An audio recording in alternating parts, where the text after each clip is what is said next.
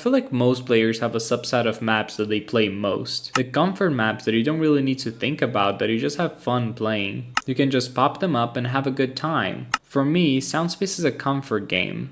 It is the type of game I open when I'm bored and I don't really feel like exploring much more than what I have already done. Because of this, I do have a set of maps that I have favorited over time and I never really explore much outside of those maps. Just like I have my personal map set, a lot of other players do too. We try new maps out and we like some so much that we keep revisiting them. Over time, maybe months, maybe years, we make a map list of things that we really enjoy playing. This comfort happens because all players have different preferences, not just on straightforward things like favorite patterns, but also on more specific and personal things. This includes liking the way a certain mapper represents a certain song, or feeling like a specific song had to be represented a certain way, and after a while, you find a map that does exactly that. For whatever reason, players tend to like certain maps a lot, and so we revisit them. We do this so much and with so many maps that at some point we have a list of maps that we are very comfortable playing, and we simply don't feel like changing that. We see no point in doing so. As a side note to all of this, I believe newer players can't really relate to this feeling yet. From what I have seen, new players try anything out. They don't have a set in stone preference, and they don't quite know when a map is properly representing a song or not. What they like or dislike about maps is simply based on their small feeling of the game. While most of my tags are for beginners, I unfortunately think this is one of the topics that newer players will have more trouble relating to.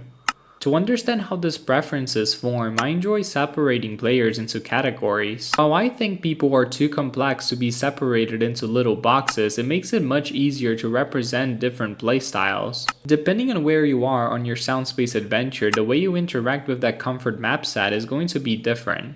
One of my favorite types of players, and the type that I currently am, is the inactive player. These are people who occasionally play to throw some stress off. These players have played for a good while, so they usually know their preferences and are likely to already have a set of maps that they really enjoy playing. Because we play so little, spending time looking for new maps to play seems a bit pointless. It's less likely that we will get tired of the maps that we have already saved, and everyone hates going through tons of bad maps before finding a good new one. These types of players also tend to like simpler patterns. Relearning how to play the game is already annoying enough. I don't want to be stressing myself even more trying to relearn how to play tag maps. I personally enjoy doing very basic jumps or slides and avoid doing anything that makes me actually need to focus on the game. Another category of players that is somewhat similar to the old inactive players is the returning players. Much like the other OGs, they have a vast list of good maps they already know and they can pick from, though these players are more likely to open up to playing recommendations from other people, and they might even try some techier maps. The players at their peak, on the other hand, can be separated into two little groups. The first group is actively exploring and finding new maps, setting great passes on them. The other group is playing the same set of maps they were playing 3 years prior, trying to increase their accuracy or speed. I think I could spend an entire day writing about how these different types of players like different types of maps, but I think my message is clear.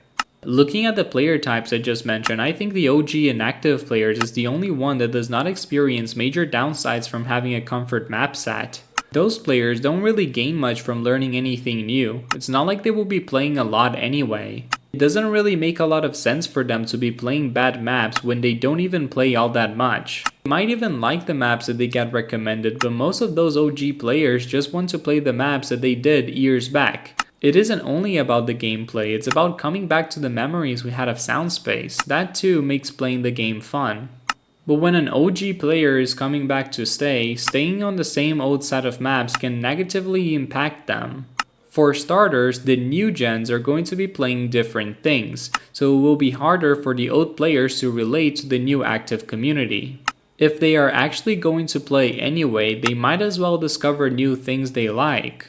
They need to learn new things and get used to playing the game again, so trying out new maps can be highly beneficial. For players at peak performance, I can see the argument for why they stay on a certain set of maps. It makes it easier to contrast your current performance with what you were playing before, and your growth becomes clearer. However, playing other maps gets you used to how other mappers represent different songs. Those skills can help you boost your ability in general. Just as I think a peak player who only plays old maps isn't fully using their abilities, I also don't think players who try only new maps are totally in the right here either. If you don't have a set of maps that you're comfortable with and play a lot, it will become way harder for you to compare your performance to how you were doing a couple months back. When you play a certain set of maps a lot, you create a benchmark that you can look back on the future. Ultimately, having a comfortable map set isn't all bad, but you shouldn't over-rely on those comfortable picks and stop playing anything new. Any excess is bad, and just as playing only old maps can be bad, only playing new ones can also cause issues. It's all about finding good maps to play in the long run, but not limiting yourself to them, because when you do, you stop giving yourself space to grow. If you enjoyed this video, consider leaving a like and subscribing. It really helps the channel and it lets me know that people enjoy this kind of content. I'm also working on Ansilian, a project that brings together some of the best soundspace resources in one place.